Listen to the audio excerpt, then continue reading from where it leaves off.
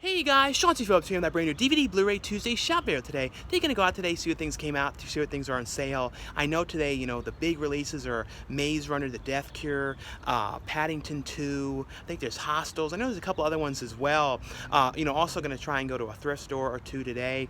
Also, the end of this video is gonna be a whole bunch of new DVD and Blu-ray reviews for some things I received to review and talk about for you guys. Some really, really cool stuff at the end. So definitely stay tuned for those. But anyway, though, guys, let's get going and see what we can find today. Into Target we go. And in here today, like I was mentioning, the big things that came out today was Maze Runner, The Death Cure, and the 4K of that one is $24.99. The Blu-ray is $19.99. I don't think they're having any exclusive editions of that one, but Hostels released today as well. I know there's a 4K of that one. I don't see a 4K here, but this one was really, really good. Would highly recommend you guys check this one out. And I really like this newest Maze Runner film. I thought that one was really good. I know this is one of those ones that down the line will be really cheap. It'll be like probably $10 and stuff for this one, but this, I didn't like the last Maze Runner one that much, but this one I thought was really good. Also today, Den of Thieves, that one released, and that one's $22.99 for that. And over here on this side, Dear Dictator, this came out. I'm gonna have a review of this one at the end of this video, but this is a really, really fun movie. I really, really got a kick out of this one. Like I said, I'm gonna be talking about this at the end of this video. Also, they released a bunch of editions here of Grease. They released the 4K one. That one came out today, and that one's $24.99. Then they have this edition here that's like in a yearbook edition for the Blu-ray one. They have it on DVD, as well as this set here in a Steelbook for $27.99, which is actually pretty interesting here because it includes Grease 2, which has never been on Blu-ray before, as well as Grease Live, which was only ever been released on DVD. So that's pretty cool, to have these ones in this set, if you guys are fans of those ones. And the Grease Live was actually pretty decent, and it's pretty cool there's a Blu-ray of that in this one. But also over here in the kids section though, Paddington 2, like I mentioned, released as well. And that one's $22.99 for the Blu-ray and $15 for the DVD. And I don't think there's any exclusives of this one today. I don't know for sure. I thought I heard something about a Paddington 2 exclusive. Maybe it was at Walmart, but we'll have to see though. Into the Valley thrift store we go.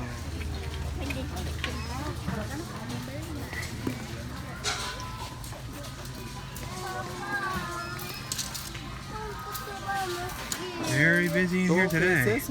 Yes, it is very busy. But we'll head over here and look at the movies and see if there's anything different. I haven't been here, and it seems like there's definitely more stuff here on the bottom. Last time I was in here, it was really picked over, but we'll go through all this and see if we can find anything in here different today. But I'm literally going to have to wait a bit. As you can see, there's all these people in there, like all crowding over in that section. So it's going to be a little while till I can get over there. It's very, very busy in here today.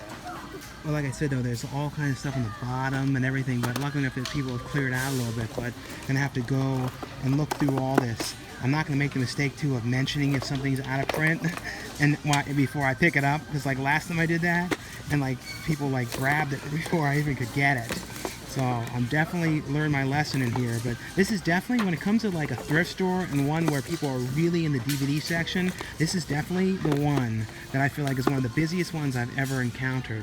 This is like a different cover for this. Like they put like a weird cover on over top of this, Rugrats Go Wild. That's weird. It's like a different image placed over the regular DVD here. And like I said though, gonna go and look through all this. There's definitely a lot of stuff. People keep talking about how too, this is crazy, this one, True Lies has never come to Blu-ray. I really wonder if this one ever is gonna get a Blu-ray, because it feels like this and The Abyss are like taking forever. Hopefully someday though that one finally does. There's a movie here that I always really like called Spun, and I feel like, maybe I'm wrong, I feel like there was like an uncut edition of this movie, and that one you never ever see it, because for some reason the R-rated one had like a lot of like bleeps and edits and stuff in it. I don't know if I'm totally wrong about that, but I remember, this is a really great Brittany Murphy movie that I feel like kind of is underrated. A lot of people have never seen. And this is like a weird thing here, this Vigilantes. I do not know what this thing is. It's like some strange thing, and they had a bunch of these here as well, these tatted dandy things, like some I don't know what this is, some weird kids show. But pretty much looking through here, and like I said, I not really seeing anything in here too different. They definitely did get in a bunch of new stuff, but nothing really that different though. Yeah, but nothing really in there. I looked through stuff for a while. That's one of those places though, if you're standing there and looking, people are like looking at you like move on and stuff. It's real weird in there. I don't know, it's always like that in there. Like I said, I've never been to a thrift store where like the movie section is that like crazy and nuts and like, you know, and if I pick up something and start looking at it, then someone comes over and grabs it like real quick right afterwards. And so it's really weird. But yeah, like I said, there's a bunch of new stuff, but nothing really that different. They had a whole bunch of like those bonus discs from the store were set. You know, that one that was like the rare set that's the limited edition one, but it was only the bonus disc itself though. But they had like 4 copies of those. Into Walmart we go. And like I said, you know, Maze Runner: The Death Cure came out. It doesn't look like there's an exclusive of that one, but they also have this set here that has the whole trilogy of the Maze Runner films on Blu-ray for $24.99. So that's not a bad price if you guys don't have them. So it's only $5 more for the other 2 movies as opposed to $20 for the, you know, just the first you know, the newest movie on Blu-ray. And then they do have an exclusive though of Paddington here, which has, you know, for Paddington 2, which has like a bonus activity set that includes like a magnetic puzzle, sticker sheet, and more. And that one's $27.96 for that edition here. And it's $22.96 for the standard Blu-ray. Other than that in here, the Den of Thieves is out, but they don't seem to have put that one out here. And then they have, you know, like I mentioned, Hostels, and they have the 4K edition here for $24.96.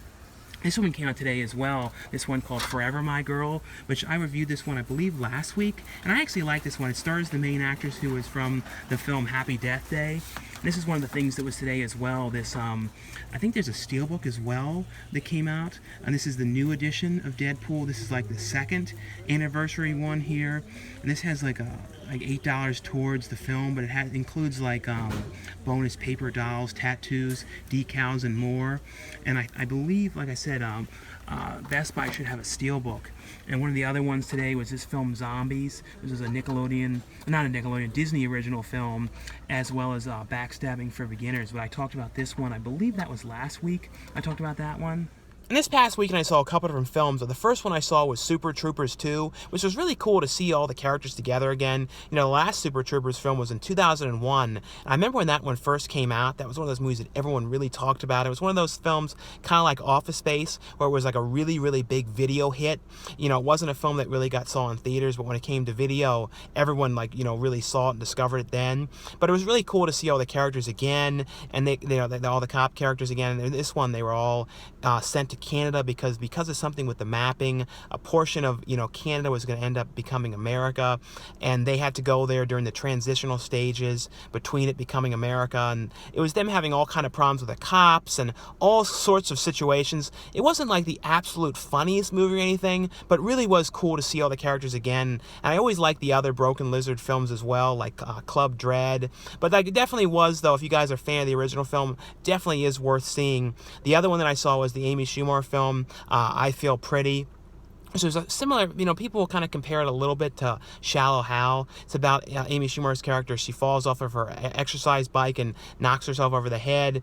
And when she wakes up, she sees herself as like a model type, like absolute perfect person, like perfect woman in her eyes. And, you know, it's kind of about her like seeing herself like that, but then the rest of the world not seeing her that way. And it's kind of about her like accomplishing things and having more confidence and everything. I actually really liked it. It was different to see Amy Schumer in a PG-13 film. Because I think it's the first PG-13 that she's done, because like everything else she's done has been like, you know, with like Trainwreck and stuff, has been pretty raunchy, like, you know, out there R-rated movies. And this one was it did feel like a little bit toned down a little bit, you know, for what Amy Schumer's kind of humor is known for. But like, if you guys are a fan of things like Shallow Hal, like I said, it's got a similar kind of feel to that one. And the last one I saw was the film Traffic, and that was like a really, really intense movie. Like, I didn't get that vibe from the trailer that it was going to be as intense as it was, but it was extremely intense. It's basically about a couple that are going to, you know, have a little trip up in this small, you know, this kind of like mansion kind of cabin that their friends was letting them use in the middle of like the far up in like the Northern California. But on the way up there, like, they go to stop off at this gas station, and they run into these weird bikers there, and this one woman's like acting like there's something wrong. And what ends up happening though is she ends up dropping this phone into the one woman's bag, and then like these bikers track them to the house, and it's kind of like what ends up happening. And like, you know from the title Traffic, you kind of get an idea what the movie's about. But it is like an intense movie. I really liked that one a lot. That was actually, I thought it was actually pretty good. The director also directed the comedy movie, which I really liked, called Meet the Blacks, which is like a hilarious film. But if you guys saw any of those movies this past weekend, let me know, your thoughts on them, or what movies you guys got to see this past weekend. Into Best Buy we go. And in here, like I mentioned, there is, the exclusive edition here of Deadpool. And I don't know if there's a 4K of this one as well, but this is the Deadpool Steelbook. But this also includes in here 2 Deadpool patches in this one. These patches here are inside of this one here. This one's $24.99. There was a 4K of this one on Steelbook when this first released, but I don't know if there's one of this edition on 4K. And this one as well. All of them seem to be in these kind of cases like this. And I think I remember someone was saying that was because people were taking the movie money or something like that out. But all these actually include patches here. All these editions here. So that's pretty cool. The X-Men collection does. All these ones have these exclusive patches in them.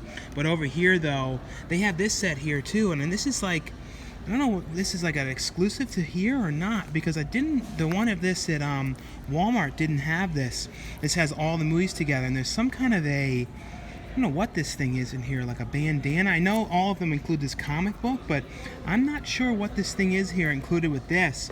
But that's $24.99. So like I said, if you guys want to get all the Maze Runner movies together, that's not a bad price. And they have the 4K of that one for $24.99, and in the front of the store they actually have a Steelbook of that one as well, like I was mentioning, and only at Best Buy Steelbook. They also have in here as well Den of Thieves, and they have other one that released today, the Hostels. I don't know if they have the 4K of that. This also released today, this documentary on Bill Nye, which is actually a pretty decent documentary on him. Other than that, though, that seems to be all of the main new things in here today. And that Maze Runner had a bandana, and it said right on the top of there. I just was not paying any attention. Sometimes I'm always like trying to talk over the music in there and not paying that much attention. But anyway, though, guys, like I always say, if you guys enjoy these DVD Blu-ray shopping videos, definitely give this video a thumbs up. Now stay tuned now for a whole ton of new DVD and Blu-ray reviews. And before we get to the reviews, I want to show you guys this really cool release here. FYE sent this over to show you guys. This is an exclusive version they have here of the brand new Arrow Video release of Killer Klowns from Outer Space. Just such a great film about clowns coming down from space, turning people into cotton candy, and then they're, drinking them. It's just an amazing, amazing film. But they have an exclusive slipcover version, which this here is the exclusive slipcover of this really cool image here of like a clown's hand grabbing and squeezing this body. This is a really, really cool release. Like this one is exclusive to FYE, so you guys can find this one in stores, in FYE stores, or the best place to to be sure you can find it is on their website, and I'll put a link below where you guys can order this one. But just a really, really cool image here, and like I said, this is an exclusive slipcover. You guys can only get this one from FYE, and next month they're going to be doing some other exclusives for Arrow Video, some Steelbooks for, I believe it's for Reanimator and Hills Have Eyes. So some really, really cool stuff here. And now, though, stay tuned now for the new reviews. And the first one I got here from Shout Factory's Scream Factory line is a movie here called Kaleidoscope, which is starring Toby Jones. Toby Jones is a great character actor. He's been in tons and tons of movies. He's even one that, Shout Factory released as well called Tale of Tales. So I really love that movie. That was a great film. This is basically, though, I don't want to say too much about this movie, but it's essentially, though, about, you see one thing right at the beginning of this movie and something happens to somebody. But it's essentially about this, sort of sad guy who's, like, on, like, dating kind of websites. He's trying to meet somebody. He lives all alone. Is really unhappy, and he ends up, going you know, on this date, this woman comes to his house, and the woman, though, is acting really weird, and she's, like, looking through all of his stuff and trying to find things and, like, looking through everything, and he can tell something's up. And you know, though, that, you know, essentially what this is about is that something ends up happening to this woman, and he ends up having to try and figure out what he's going to do and how he's going to solve this. But at the same time, his mother, who he can't stand, is coming back into town, and, you know, he doesn't, you know there's something the matter with, you know, him and his relationship with his mother. He does not want to see her, but she ends up showing up at the house because she's in town and someone lets her in. And it's sort of essentially about him trying to deal with something involving this woman that he went on this date with at the same time that his mother's in town, and his mother is like making things in his life miserable and he can't stand her. It's like a terrible situation. It's like once she's there, she's not going to go. But a really pretty interesting film here. This has on here, though, a making of on here and some featurettes on this film. The next one here is this is a one from 1971, a horror anthology film called The House That Dripped Blood. And this, you know, has in here Christopher Lee's in this movie, Peter Cushing is in the film. This is essentially, though, like I said, it's a horror anthology.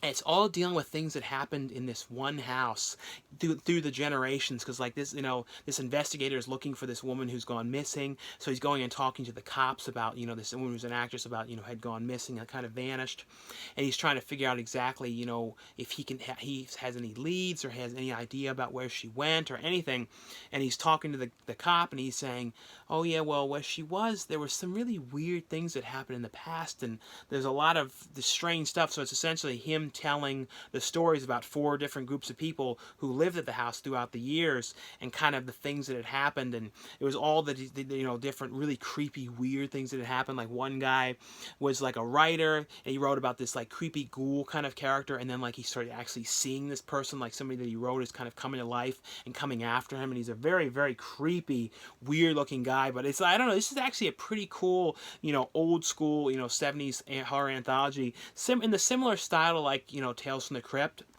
The next one here is from Lionsgate, and this, you know, I saw this one in theaters as well. It's a movie here called Winchester. This is actually, you know, based on a real house and a real story about this, you know, Mary Winchester. I believe, is it Mary Winchester, or am I messing that up? But it's, you know, no, it's Sarah Winchester. But, you know, Sarah Winchester, who's played by Helen Mirren, and it's basically, you know, she's like the heir of the Winchester rifle family. You know, they created the Winchester rifles, and she has the ability to kind of, you know, speak and talk with spirits, and her house is full of them because she has all these rooms in this gigantic mansion, and she like has like locks on all these rooms, and it's essentially like she has the ability to talk to people who have been killed from the Winchester rifle, that her family, you know, was behind these rifles. So they're all like, their souls and stuff are kind of in this house, and the family, you know, Sarah Winchester's family really wants to get her out of the company. They kind of think she's nuts, and the things that she said sound crazy to them. So they bring in this guy, you know, played by Jason Clarke, to kind of come there and kind of they're basically trying to get him just to say she's nuts, so they can kind of get her out of the company, and they can kind of have a say in what they do and everything. But he goes there and starts to, you know, look around and kind of talk to her and interview her. But right when he gets to this house, he starts experiencing weird things, and starts noticing that something is really off about this house. When he goes there really skeptic, but things are happening to him.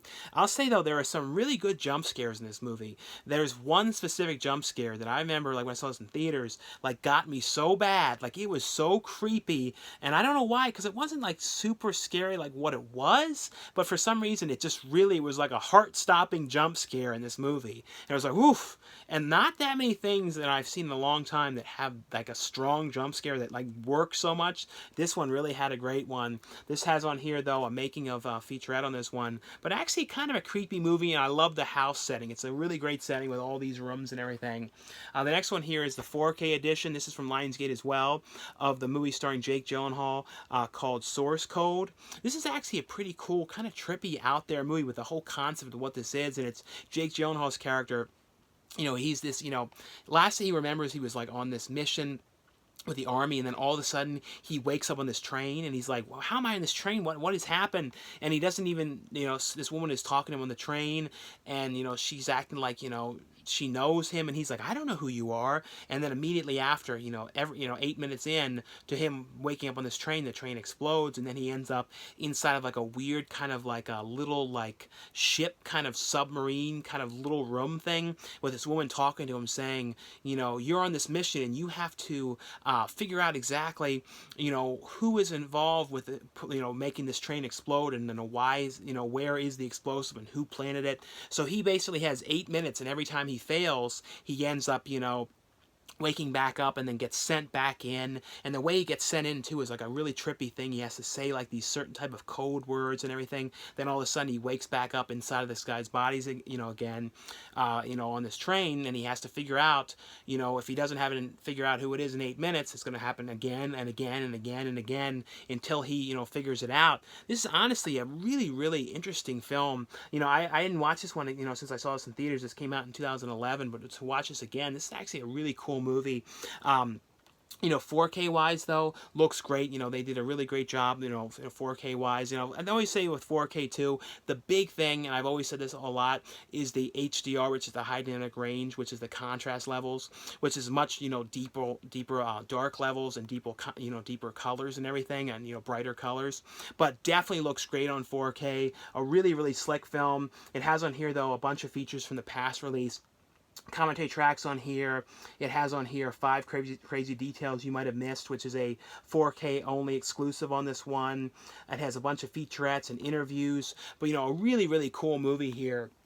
Next one, this show is I didn't see the original film. This was based on a film, and then this is the first season. I believe there's going to be a second season coming out soon. This is a show that airs on, is on Netflix called Dear White People. This is an interesting show. Like I said, I have not seen the movie, and I know this kind of picks up where the movie, ends. It's basically about this woman who is at a college, which is predominantly like a very, very white college, and, she's one of the few African Americans at the school, and it's kind of about her kind of dealing with the prejudice of school, and how you wouldn't think this stuff is happening, the way people are kind of acting, but and kind of treating her, and they kind of talking to her, and especially since she's one of the only African Americans in the class, they kind of like call her out on certain things and like go, well, you would know this because it's an interesting thing. But she basically has a radio show at school, that she broadcasts and kind of talks about these things and her feelings about the way people are acting towards her. And there's some really bad stuff going on in the school too, like these fraternity brothers are kind of throwing this like party with a really wearing like really inappropriate things, and it's a whole lot of like, it's a very interesting show about them throwing this inappropriate party, and that kind of throws a whole turmoil in the school, and it's like a racially insensitive party that they're throwing, like with blackface, really, really, really inappropriate that they're doing, and it's kind of her, and that fuels her talk about what she's saying about the school and how people are acting. But that's essentially all I can really say. I just started watching this show, but actually pretty interesting. It has on here though some featurettes on here and commentaries on a couple of the episodes on this one. But a pretty interesting one. And like I said, I have not seen the the original film, so I don't know how similar it is. But I'm pretty sure from what I read, it kind of picks up right after. The next one here is from Universal, and this is the brand new Tremors film. I think this is the 6th film. I think, but this one is Tremors: A Cold Day in Hell, and this is essentially a sequel though to the last Tremors film, which I'm pretty sure it was called Bloodline, I believe. Jamie Kennedy, who's Michael Gross's son and Bert's son in the last one, he discovers about this. Essentially, though, this is about, Michael Gross's character going to, getting a call that the Tremors now have somehow ended up and been spotted in in Canada and in the snow. So it's a kind of interesting thing because it's like the Tremors in the snow, but there's not a whole lot of the snow. They shot this movie in South Africa, so like and I knew right away that they were shooting it in the sand, and they like kind of mess with the image to kind of make it look like snow, but you can really tell that it's sand. It was like there was only like 5 minutes in that.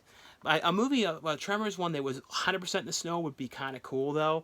But essentially, though, it's about him going there and finding out, him along with his son, Jamie Kennedy's character, kind of going to Canada and trying to figure out what's going on when he gets there to the town. you know, it's pretty much like there's like these government people there doing some kind of work, and he's kind of thinking, did these have something to do with this? And these are how these tremors are here. And it's sort of about them kind of trapped in this small little kind of scientific research facility area where the tremors are out. It kind of had like a vibe of like The Thing a little bit, sort of like the setting to this one, kind like a little bit. I do say with the Tremors though films, after making as many as they have, and they also had the TV series, they always do though find interesting ways of trying to add some new aspects to it, because this one deals with some really different stuff that was happening to Michael Gross's character, you know, and I don't want to give it away because I don't want to ruin it, because there was some different stuff. But honestly though, these have all been fun movies. They're not perfect. This one though kind of reminded me, especially the way they were trapped and stuff, of a throwback to the first film. It really did, because like just when they were hiding like on the roof and stuff like that, it had like a sort of a similar kind of vibe. I honestly have to be 100% honest, I like these movies. They're not going to be for everybody, but this one though, I thought this one to me was a little more fun than the last one.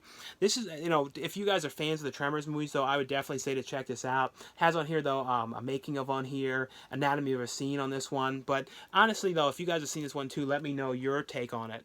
And the next one I got here from Warner Bros. They sent over a free copy of this one to let you guys know about. This is the movie starring Chris Hemsworth called 12 Strong. This is a something that was actually classified. It's now been declassified. This is about a group of the first soldiers who went into Afghanistan right after the 9/11 attacks, and they go there. It's kind of about them, like, you know, putting the first army presence in this area, and they have to go with the Allies to try and get to this area in the Taliban, in this town, and it's kind of about the whole mission that they have to go on, and it's kind of them going with the Allies that are kind of helping them get there and navigate through the terrain, and they're going on horseback, which is an interesting kind of way, because normally it would be like in the army, you think of in tanks and everything, but they actually did this all on horseback. It's pretty much the whole mission that they have to go on to get to this area and all the kind of stuff. And this is like Chris Hemsworth's character, you know, he had only ever done, you know, that he plays his character, had only ever done like mission training and things like that when he was leading his group of the soldiers. But this is the first time he was actually going into the actual field to do this. So it was kind of him trying to prove too that he could do this. It's actually a pretty interesting film, you know, well made and everything. If you guys are into like, you know, war films and you know, the story of this is definitely one I would say you guys should check out. It has on here though a making of on here. The next one here, Warner Bros. Sent over as well to let you guys know about. And this is the complete 8th season of the Showtime series starring William H. Macy called Shameless. And like I said, this is the complete 8th season. I believe the 9th season of this one is actually starting up very soon. And this, you know, if you guys don't know the show, like I've not seen tons of episodes, but I know this is basically though, you know, to explain it, it's about William H. Macy and his family, and William H. Macy's like character is like a real alcoholic, and he has all kinds of problems, and it's like his family, they've all got kind of problems, and it's kind of about their lives, and it kind of shows all the stuff that's happening to them, and it's like all kinds of, any kind of problem you can imagine they're all having, and trying to kind of get things together and everything. It's a fun show. Like I said, I have not seen tons and tons of episodes of this show. I've only seen select episodes here and there, but this has on here though 2 new featurettes on here on the film, as well as unaired scenes on this. But like I said, just want you guys know this one is available, and the new season is starting up soon. The next one here is from the Warner Archive, and I'm really excited this has been released, because like, you know, the first 2 seasons came out together. They were like in a, you know, a season set together, season 1 and 2, years and years back. But now finally the Warner Archive has released the complete 3rd season of Perfect Strangers, and these are also, for guys of you who are wondering, they're press discs, so they're, you know, like they're not like burn on demand discs. But the show though, if you guys don't know this show, it's basically about this guy and his cousin Balky, who's like, I don't remember what country he's actually from, but he kind of comes, and it's kind of like them living together, and they kind of have all kinds of little problems and stuff. It's like their life. But this season is about the one guy getting a job at a newspaper, and then Balky comes and works there as well, and they have all kind of problems. And the show though, you know, first of all, it has an amazing, amazing theme song. Like, I don't know, I always love it. It's one of those songs that makes you feel like you can achieve anything in your life. It's like a great opening theme song. But this show actually, and a lot of people don't know this, is what inspired, you know, what was the show that, you know, if there wouldn't be Family Matters without this show, because Harriet Winslow's character is actually, the Harriet Winslow character is actually in this show, and she first appears in this season, in season 3, in the first episode of this season, and that's what inspired, and because Family Matters was a spin-off to this show, so Family Matters would not exist if it wasn't for this show. So that's another thing that's kind of cool. Like I said, no one really talks about that too much, but really, really glad this is available, and I really hope that, you know, they continue on to release the other seasons. The next one here is from Magnolia. This movie stars Diane Kruger. It's called In the Fade, and this movie was amazing. This was such a great film, and I believe this was up for like a Golden I think it was a Golden Globe for Best Foreign Film. I believe this is a German film, and I think this is actually the only, I think, because Diana Kruger, you know, moved here, like, because I was watching the thing about it when she was talking about it, like 25 years ago or something, so she's only ever really done films in English, I think, except for like one other thing. So this is like one of her only things she's done, and I think it was actually the only thing she ever did too that was filmed in Germany, I believe. And it's basically, though, about Diana Kruger's character, whose husband and son were killed in this, you know, they were at where the husband works, and there was this explosion and they were killed, and it's pretty much about talking to her character about, you know, what she saw, because she saw this woman pushing this bike there, and it's kind of like the whole court case that's going on about these guys, and it's kind of like, you know, who was involved in this, and it's kind of, she's going through this whole process, and you know, it's, I don't want to say too much about this movie because it's better to experience it, but it deals with like a lot of things go really, really terrible, and it's a real big movie that really relies on the performances of everybody, and everybody was really great. Diana Kruger was amazing in this, and the one guy too, who is this sort of like sort of sleazy lawyer that was like trying to like defend these guys that were involved with the bomb and everything, like he was great. I think he was also in like Cure for Wellness and a bunch of stuff, but this was just like such a good movie. Like, if you guys have seen this one, let me know what you thought of this. But it has a bunch of different, you know, interviews on here with the director talking about the film. Has some other featurettes on here as well, talking to Diana Kruger about the movie. But highly recommend you guys check this out. Check out the trailer. Don't want to say too much about what happens in it, but really, really, really good. It's another one that I really liked from Magnolia as well. It's a movie here called Please Stand By. This stars Dakota Fanning and Toni Collette and Alice Eve. Dakota Fanning plays this girl who is autistic, and she's living in a group home, and she's kind of going through, you know, her sister, played by Alice Eve, just had a baby, and she can't really deal with Dakota Fanning's character because she's really afraid of her, you know, because she's had outbursts in the past and things like that about her around the baby, so she puts her into this group home. So Dakota Fanning's character is kind of learning the kind of routine and learning about, because she gets a job that they find for her, and she's kind of going through all this. But, you know, she's writing this, she finds out about this Star Trek, you know, script contest, and she's writing this script, and, you know, she's really, you know, because you can win like $100,000, and she really wants to win this, and she's writing this really intricate script, and she wants to get it there, you know, it has to be delivered on time, but because of something that happens, she ends up missing the deadline to send it, and it's like a weekend, so she'd have to get it there in person.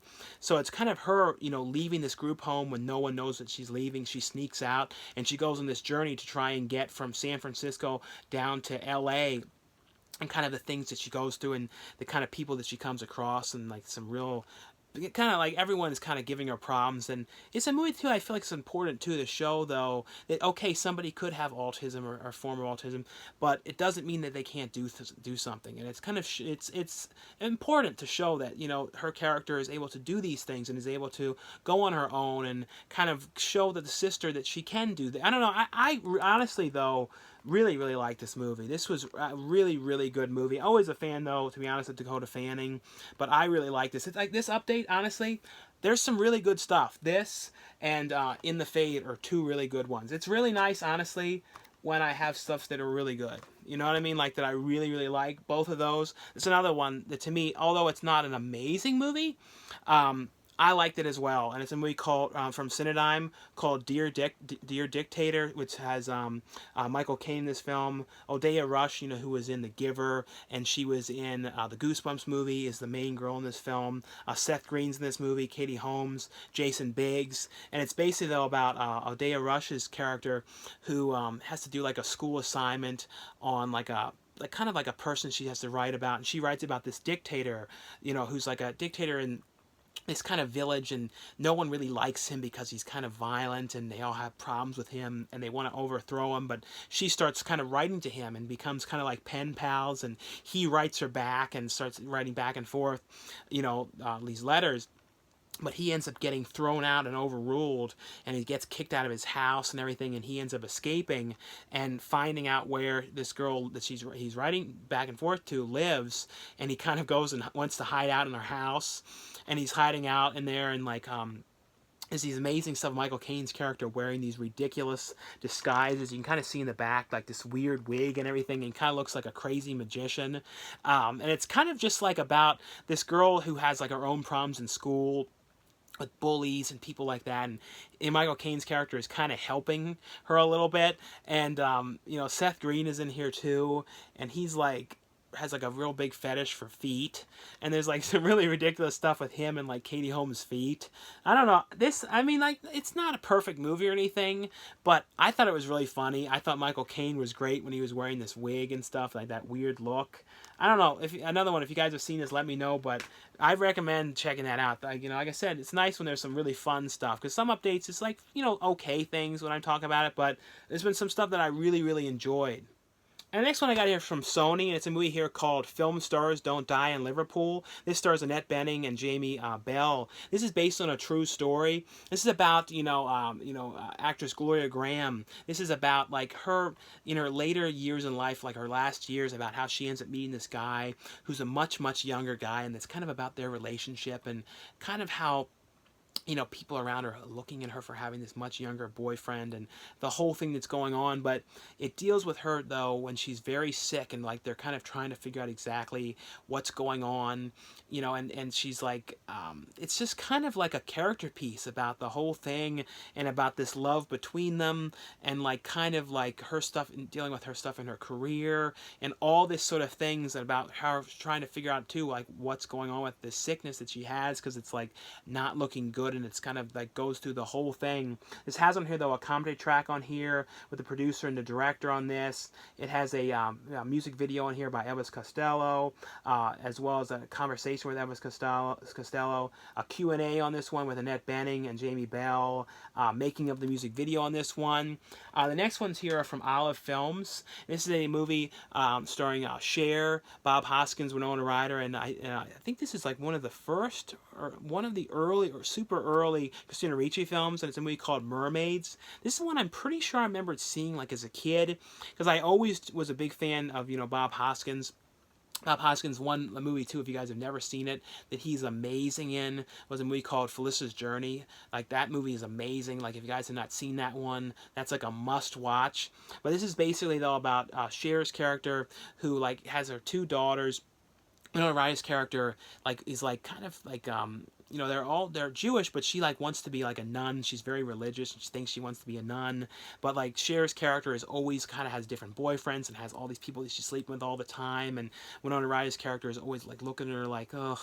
And it's essentially though about like her meeting Bob Hoskins' character, but like like I said, Cher's character is always moving around to different locations, and they're always like, as soon as they kind of settle in, then they're going somewhere else. And it deals with Winona Ryder's character, who thinks she wants to be a nun, but then she meets this guy, and it's kind of like all this kind of relationship, kind of family dramas and everything. But a pretty interesting one. Like I said, this one is from 1990, and this one I feel like I saw like years back, but not for a long time. And this is another one from Olive Films. Also picture quality though, really, really great picture on that. Same with this one. This is a Peter Boyle film, which also has Susan Sarandon movie here called Joe. This is about it's basically though about Peter Boyle's character, who's this guy who's like kind of like a curmudgeon-y kind of guy, because he's like always at this bar, and he's always like talking bad about the war and about hippies and people, like, you know, other races, and he has like problems with everybody. He's like all kind of like, you know, racists and everything,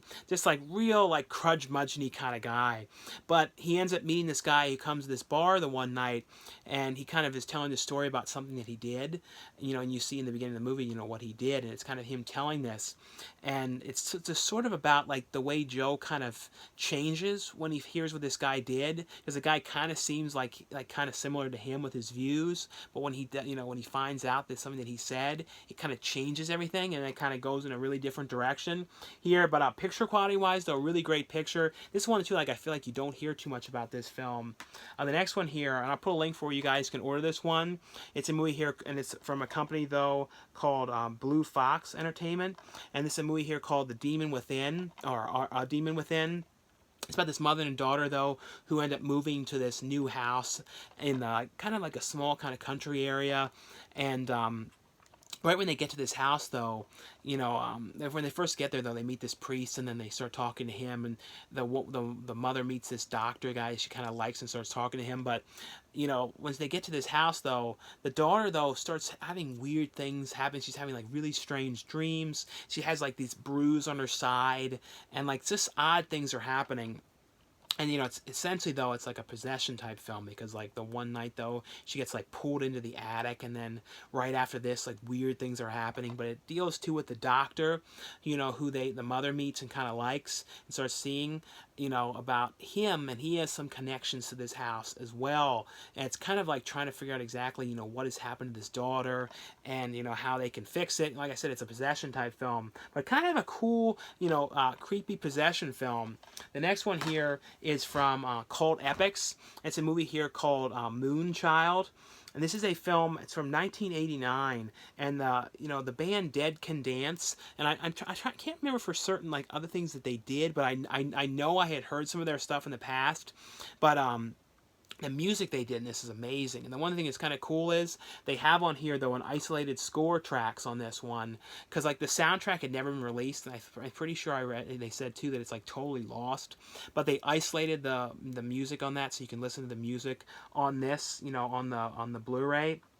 Also has a brand new transfer. The movie, though, is a little hard to explain. It's essentially about this kid who's like told that he's like from the moon, and like he has this destiny and everything, and he's in this kind of orphanage, and he's adopted by this weird group where they're doing like weird sort of experiments on these kids that kind of have these kind of strange abilities and like weird things that they can do and everything. It's essentially, though, like just sort of a, I don't know, because it's kind of about him trying to figure out exactly what his past is and his connection to thing, and this kind of journey. Like I said, it's really, really hard to explain.